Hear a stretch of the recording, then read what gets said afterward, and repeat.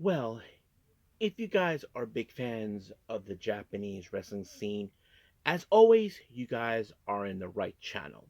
So today we're going to be doing two reviews from that. The first one is, of course, with New Japan Pro Wrestling. As you probably know right about now, we're now getting closer to the end. But this one, of course, on day 13, we'll find out who walk out as the finalist of the A block. So that's going to be a lot of fun. So bear with me on that, people.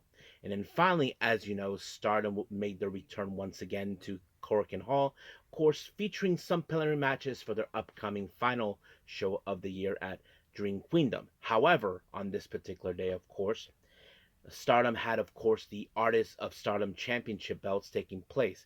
EXV members face against the members of Hate. The real question is, can EXV survive the unnecessary tactics by Hate, or will Hate's tactics, as they always did, prevail? Well, we'll just have to see about that. And then finally, of course, the main event features who's going to be the number one contender to challenge Konami for the World of Stardom Championship, aka the white belt at Dream Queendom. So that's going to be a little interesting to follow. And as always, we'll wrap up our episode as usual with some news updates to give you guys updates on what's been happening in the world of wrestling, such as what events the promotions are throwing out, who's booked, what matches are set, including developments that are happening in the world of wrestling as we speak. So, let's get ready for another episode of Deleted Wrestle Zone.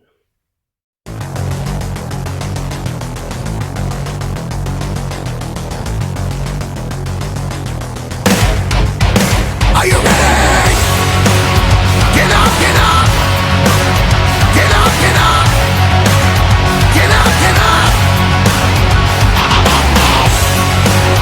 Get up, get up! Get up, get up! Get up, get up! Hey everyone, welcome to Deleted Wrestle Zone, all things that is pro wrestling with AEW, NXT, New Japan Pro Wrestling, TNA, the National Wrestling Alliance, various promotions, wrestlers, matches, and championships. I am your host, J-Rod here. So, if you are new to the channel, welcome.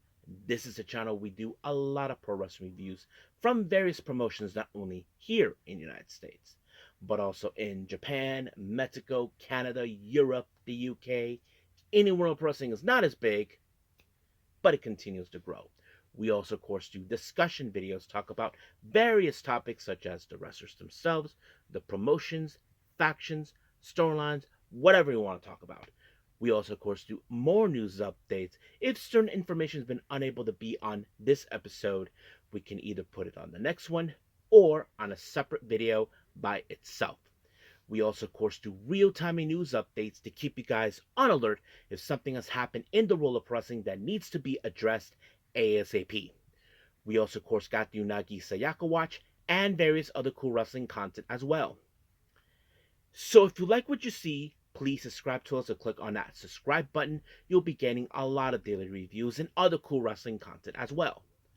But if you like this episode, please give us a like on the like button or a nice comment in the description down below. Now, enough with the jibber jabbers. Let's get to it. So, let's begin, of course, with more of New Japan Pro Wrestling's World Tag League Day 13.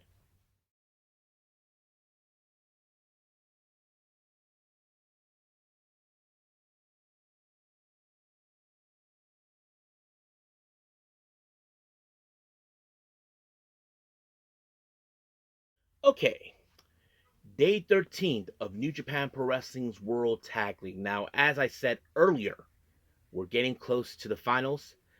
We're almost at the finish line, so it's been a wild ride for everybody. But the real question is, who will be the finalists in the A block, which is obvious. Now, keep in mind, the point system gets a little bit of tricky, as you probably understand. Now, for those who don't know, you see, it's not about, of course, just gaining the points. Somehow it's about, something that changes the calculations of the points. So it gets a little bit tricky. But bear with me, people, so that way you don't lose your minds here. Now, as I said, it's all about the A block, so let's talk about that.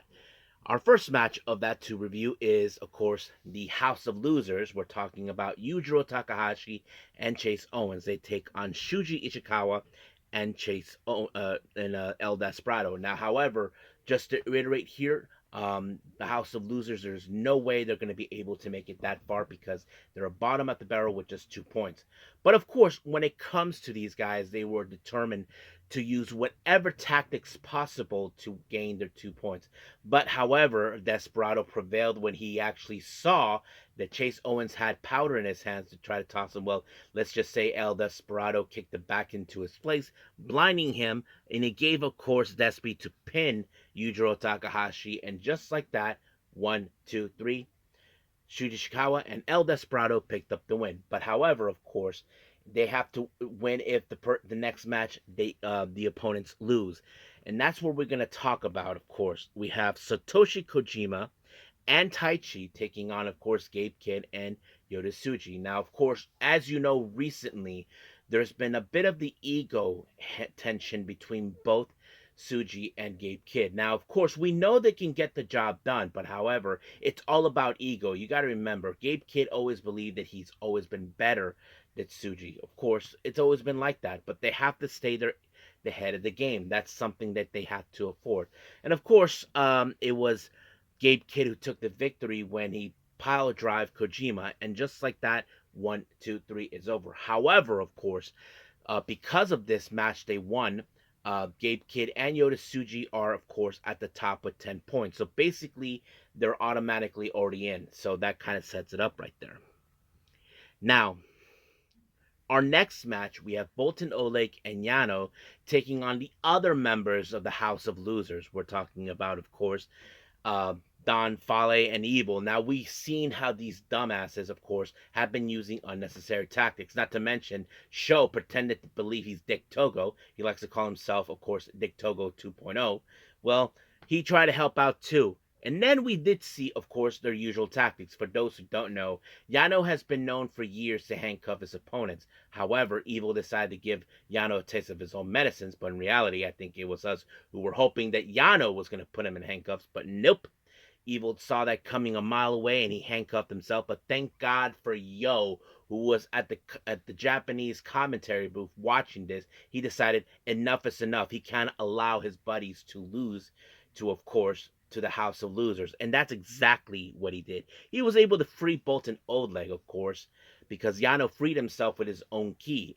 And then after that, of course, Kanemaru tried to play his dirty games by using the whiskey mist. Well, apparently he was taken out, thanks to him. But however, Yano decided to give a little taste of House of Losers medicine by giving Fale the whiskey mist himself, thanks to Yo. And just like that, he was taken out. But it was Boltin Oleg and Yano that were able to defeat Fale, pin them at the same time. 1, 2, 3, it was over. Many of you may be wondering, where the hell was Evil? Well, Evil got handcuffed. Well, he had it come because he deserved it. But of course, Evil at the end, when he was freed, he ran like, he's in a hurry to take a dump. But in reality, he's pissed because he cannot believe that Yo interfered. Hey, House of Losers, you've been doing this too. So don't give me that crap because they think, oh, it's illegal. Because in their world, they're the good guys. No, they're losers because they cheat. But Yo only just evened the playing field. That's what he did. So, but however, because of this match, Boltin Oleg and Yano are at the top. Now, they most likely, they can stay in the tournament if, of course, the next match plays out pretty well. So we'll just have to wait and see. But they can either lose either way. But that match, let's see what's going on. We have, of course, the War Dogs. No, the War Dragons. Maloney and Shingo Takagi taking on, of course, World Tag League winners, of course, and IWD Tag Team Champions, of course, formerly, Bishamon, Yoshihashi, and Hiroki Goto. But I have to say, this is where, of course, Drillin Maloney and Shingo Takagi put a lot of their powerhouse as much as possible to dismantle these guys because, as you know, they cannot allow Bishamon to win. And despite the fact, I wouldn't care if either team won. But to be honest with you, to be fair, I would have preferred the War Dragons because I feel they can get along even better. There is no ego because, of course, Shingo respects Maloney because they have the similar background. But the real question is, they put themselves to the test. But however, it was not enough until Bishamon put Maloney in Shoto, and just like that, 1, 2, 3, Hiroki Goto picked up the win. And just like that. However, it was later foretold that Bishamon will be in the finalists of the A block, taking on Gabe Kidd and Yota Tsuji. So we'll see how that happens. But of course, Shingo Takagi and Drill Maloney, they're disappointed that they did not win, but however, they have their itch to proceed further to hopefully get a shot of the IWGP tag team belts. But we'll see how that plays out. So we'll find out what happened with the B block match, and that's going to be the following day. So stay tuned for that. But as of right now, let's move on, of course, with, of course, Stardom.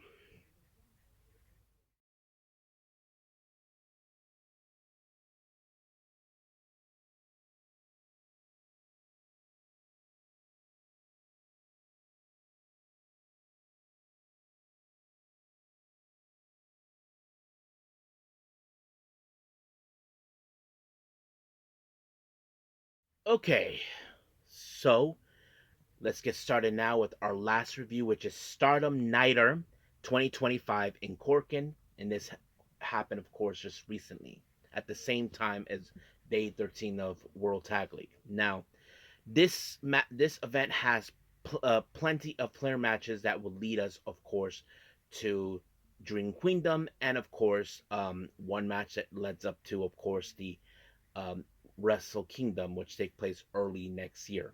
Now, there was a pre-show match that took place. We have, of course, Yuki Mashiro. Many of you may remember her if you're big fans of the Yoshi wrestling scene. Yuki Mashiro used to be an Ice Ribbon, but now she's a freelancer. She faces against Emma Maishima. Now, to be fair, I think this is a perfect test for Emma Maishima to face someone as Yuki Mashiro's caliber due to the fact that she has far more better experience. But however, Yuki Mashiro picked up the win by a very interesting type of suplex, and just like that, 1, 2, 3, it was done.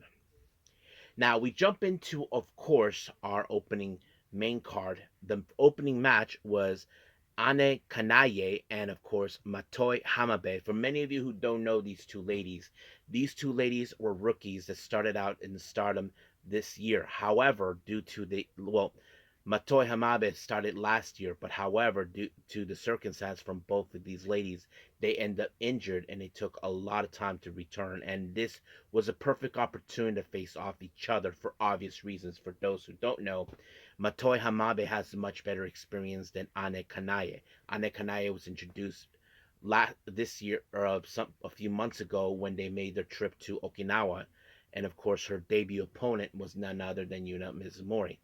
And of course, it we weren't sure how much ring rust it did, but we know that recently these two ladies have been practicing.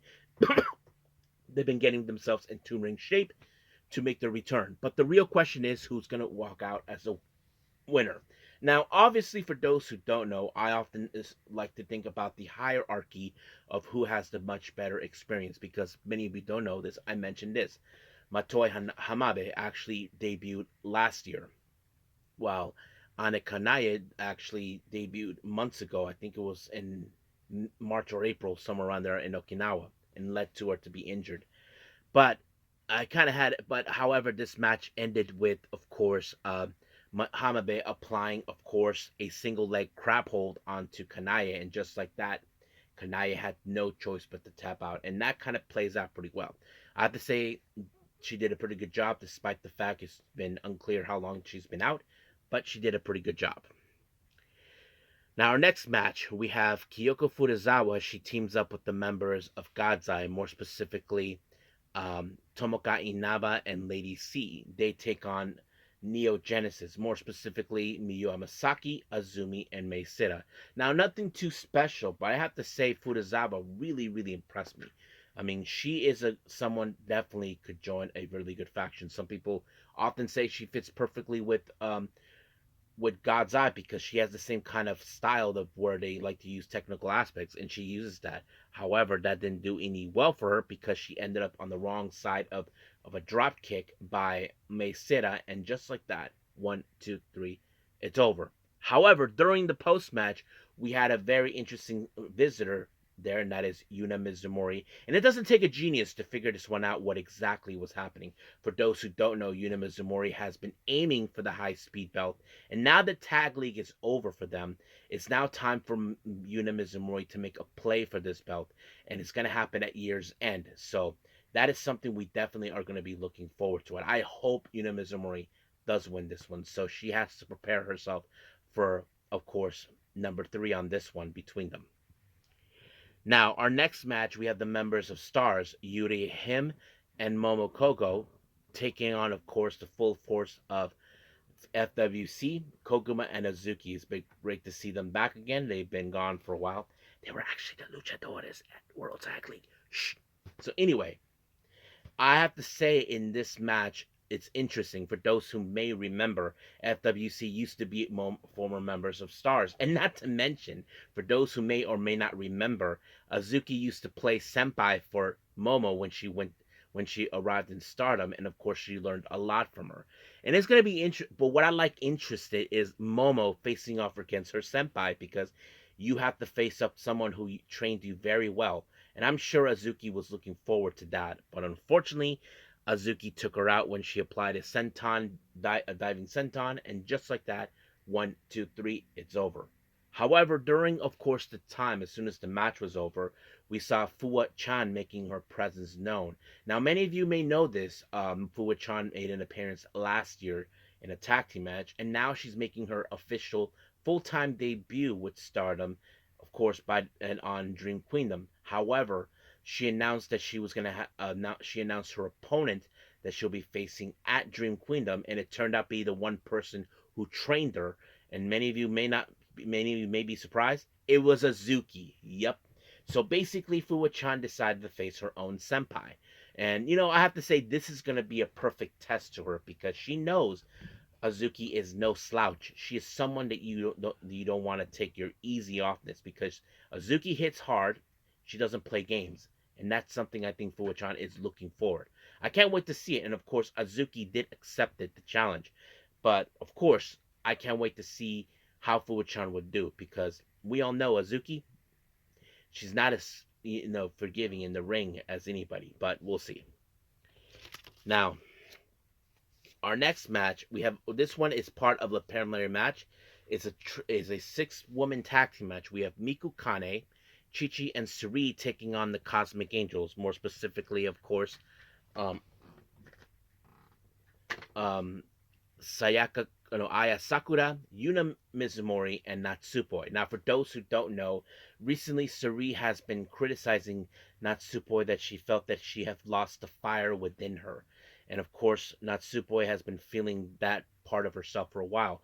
But what's also interesting, there's still that same rivalry we've been seeing from, of course, from late last year all the way to this year, which is between Chi-Chi and Aya Sakura. For those who may or may not remember, it was Aya Sakura who defeated Chi-Chi for the Sendai Girls Junior World Championship. And that's exactly what the rivalry was about between them. But in the end, it was, of course, Natsupoi with a somewhat of a tiger suplex onto Suri. And just like that, 1, 2, 3, it was over. So Natsupoi picked up the momentum on this match. But of course, Suri, deep down, she feels ashamed that she cannot believe she lost to her. And she admitted to herself that this was a side of her she never thought she'd get to see because, of course, she lit up the fire. But she said she's not going to let this slide once again on the next time. So we'll see what happens between them. I mean, these two ladies are best friends, but let's see how that rolls up. Now, our next match, we have the full force of Mi Vida Loca. Akira Kurigani, Izuki Aoki, Rina Yamashita, Bozilla, and of course, Suzuki. They take on God's Eye members consistent of Kyoka Kotatsu, Hina, Rana Yagami, Saki Kashima and Shuri. Now, for those who may know this or not, Saki Kashima is still scared of Mozilla. So basically, she is trying to keep her distance.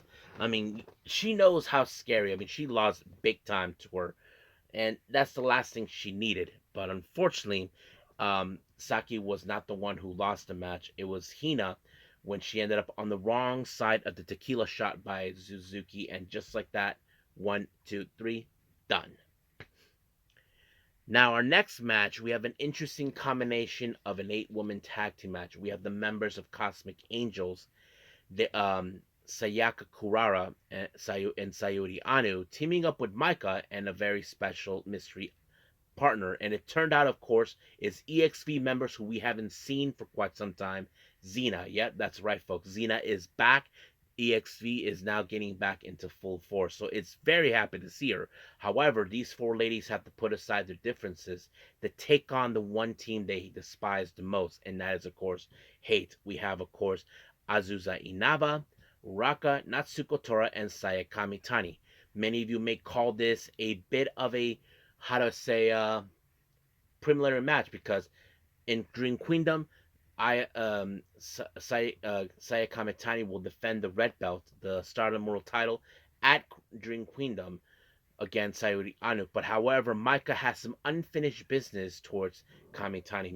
Many of you may remember it was Kamitani who betrayed Maika when she defended the red belt against Natsuko Tora. But now we'll see how that rolls up. But of course, one thing we did see is, of course, the Cosmic Angels and EXV gave Hate a taste of their own medicine. If you guys don't know what I'm referring to, at times we have seen Hate make a hasty attack against their opponents. But however, now the chance has been reversed, and of course the usual Hate tactics were, of course, they try to take them out outside the ring by softening them up.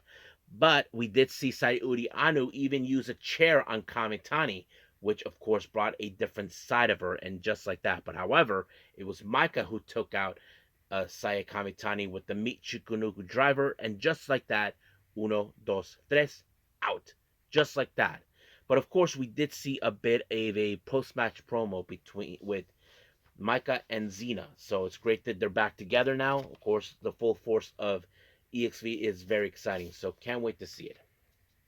Now our main event, our semi-main event, is for the Artists of Stardom Championship. Of course, we have the members of EXV, Rian, Waka Tsukiyama, Hanako taking on Hate members Fukigen Death, Rina, and Konami. So basically, they have to go through them. And the question is, will they pull it off? And I have to say, this was a pretty good performance from EXV in every aspect. I mean, they showed exactly that they're not afraid of them, that they're willing to go whatever it takes to pick up the win. But unfortunately, things didn't go well because it was, in fact, of course, Rina, as you know, who's been showing her how much skill she has developed over the years.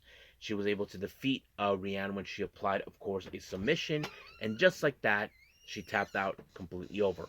And of course, we did see a bit of a post-match promo between Rina and Rianne. But the real question is, who will be the next challengers? Well, we just don't know. We'll just have to wait and see who will be the lucky competitors to do so. Now, as for our main event, we have, of course, the #1 contendership for the Wonder of Stardom Championship, aka the White Belt. Now, there have been two competitors that were able to pin Konami for, as a way to establish themselves a talk for a shot of the White Belt.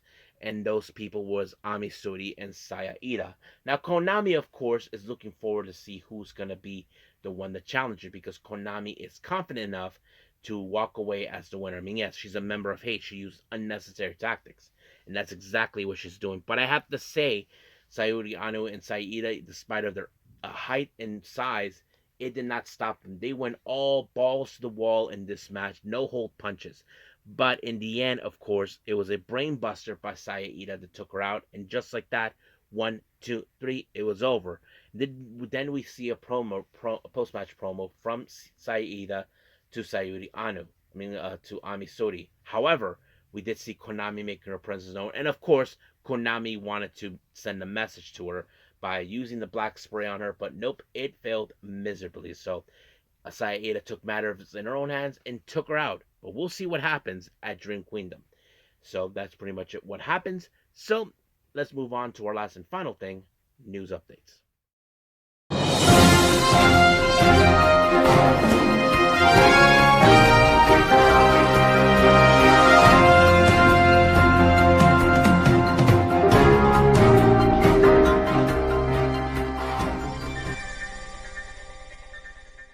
Okay, so welcome to our news updates. So let's begin with upcoming events. Now, later on this month, on the 28th of December in LA, Seattle based promotion DEFY will be making their presence known in LA, as you all probably may not know, on their event called Ender. And they announced a match between Viperous and Viva Van. So, if anybody in the LA area are interested to check it out, go get your tickets. Now, another name has been entered, of course, for the upcoming Jersey J Cup for the collaboration between both Jersey Championship Wrestling and Game Changer Wrestling between the 6th and the 7th of February of 2026. And this time for the 8th slot, they announced Adam Priest. So this is a good match, good person to enjoy watching. And then finally, GCW has announced, of course, Samurai Del Sol will be making their place. Many of you may remember him as formerly known as Kalisto. Yeah, the same Kalisto you all remember who goes Lucha, who teamed up, of course, with Grand Metallic and, of course, Lince Dorada.